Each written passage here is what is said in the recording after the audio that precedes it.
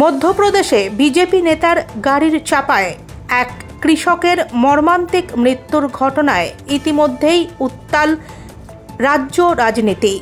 এই ঘটনাকে ঘিরে বৃহস্পতিবার কলকাতার ধর্মতলার ডরিনা ক্রসিংয়ে তৃণমূল কংগ্রেসের পক্ষ থেকে এক প্রতিবাদ সভার আয়োজন করা হয়।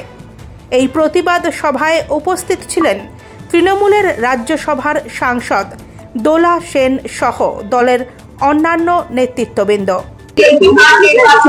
দেখুন, মমতা বন্দ্যোপাধ্যায় এমন একজন জননেত্রী, যিনি 27 বছরে 7 বার এমপি জিতে,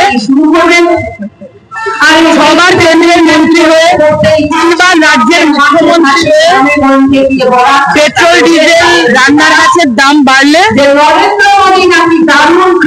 রাস্তায় মিছিলে হাঁটতে পারেন, মঞ্চে দাঁড়িয়ে স্লোগান দিতে পারেন। তিনি চিরকালের অগ্নিকন্যা, তিনি চিরকালের জননেত্রী।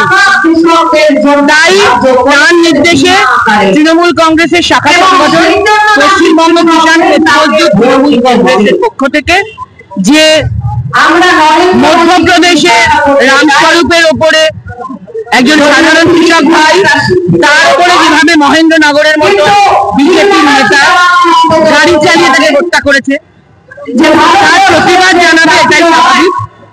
তার প্রতিবাদে এখানে প্রতিবাদ সভা এবং প্রেস কনফারেন্স হয়েছে এই পশ্চিমবঙ্গ কিষাণ ক্ষেত্রমজদুর তৃণমূল কংগ্রেসের তরফে এবং রাজ্য সভাপতি পূর্ণেন্দু প্রাক্তন কৃষিমন্ত্রীর তরফে। এটাই স্বাভাবিক। মমতা বন্দ্যোপাধ্যায়ের দলে, আমাদের দলে আমরা এভাবে মানুষের প্রতি যে কোনো অন্যায় আক্রমণের বিরুদ্ধে মানুষের পাশে থাকতে চাই। যেমন মমতা বন্দ্যোপাধ্যায়ের নির্দেশে আমরা নিজেরা সাংসদরা গেছিলাম